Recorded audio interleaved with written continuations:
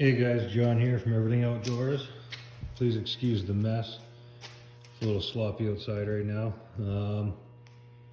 As most of you know, I just did the exhaust on my 2020 Outlander 850. Stock was just a little too quiet, a little too boring. And my buddy's probably going to be doing one on his Outlander 650 over here. We'll probably do a comparison video between the 650 and the 850 Outlander XT. This here is just a quick video to show you exactly how easy it is to do the exhaust swap, because as you guys are probably aware, Everything Can-Am does not come with instructions. This here is the Yoshimura Can-Am exhaust. Buy it at your local dealer. The packaging was really good. Everything was really tight. They put way too much styrofoam in there. I got a whole bucket full out of this one little box. And yeah, anyways, once you get the heat shield off, it's just 3 T30 Torx bolts, and that black heat shield that sits over here comes off. Then you got this one bolt on the top, one bolt on the bottom. It sits like that. These are both 13s. 13 mil. 13 mil. That one's a 15. Disconnects from the header. Right there. And then the whole thing just slides right off.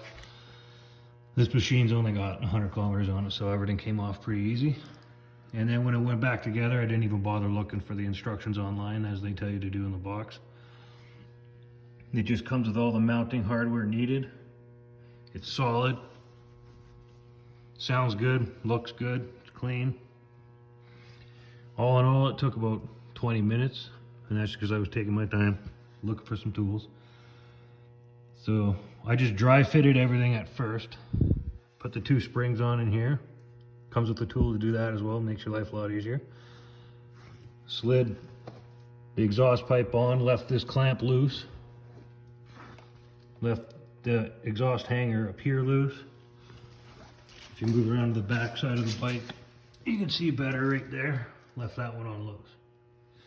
Then I just tightened the upper one, tightened the lower one, came around to the side, done it up, and that was pretty much all there was to it. I left the spark arrestor in.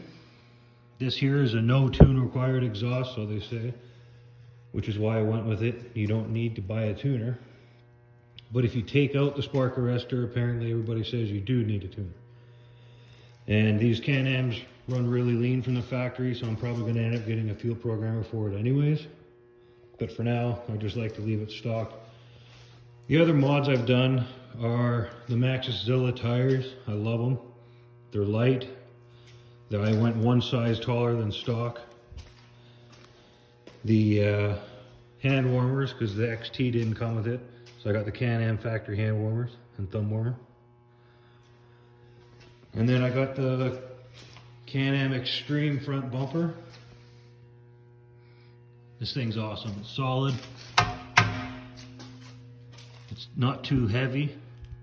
Works well. We've been out in the bush a few times with it, hunting and just goofing around, running over trees and big sticks and logs, and yeah, so far it's held up pretty well. And just for a size comparison of the stock tires, they're over here.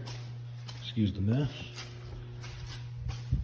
The stock tires, believe it or not, they're a good tire. They're an ITP Terracross, and they actually weigh more than these Maxxis Zilla tires. So there's a size comparison going from the stock 26x8 to the 27x9 Maxxis Zilla. I noticed a big improvement. I decided to keep these tires. I'm probably going to stud them for the winter here when I end up putting a plow on the quad for doing the acreage. And then other than that, I'm probably just going to leave it alone for a while. I was going to go with the 1000, but for what I do, this 850 is plenty. Got a lot of pulling power. You can snap the throttle on the front end, just comes right off the ground. bike runs smooth. I tighten up the stock suspension, one click on each corner. Really simple to do. And other than that, I've been leaving it alone and it works really well. But yeah, stay tuned. When my buddy Colin gets here, we're gonna do a comparison video between the 650 and the 850. There's really not that much difference between the two, believe it or not. Especially for the couple grand more you're gonna pay for the 850. For what type of riding we do, I almost should have went with the 650 to save that money and put it towards some accessories. But yeah, thanks for watching. If you have any questions, please leave a comment below. If you want to know any other mods I plan on doing in the future, if you need any help with whatever you're doing on your bike, please feel free to give me a shout. We're going to be doing upgraded clutches here soon. I'm not going to go with a full clutch. We'll probably just do a primary. Or even just an upgraded belt for now, because I'm not putting oversized tires on it. Yeah, stay tuned and talk to you guys later.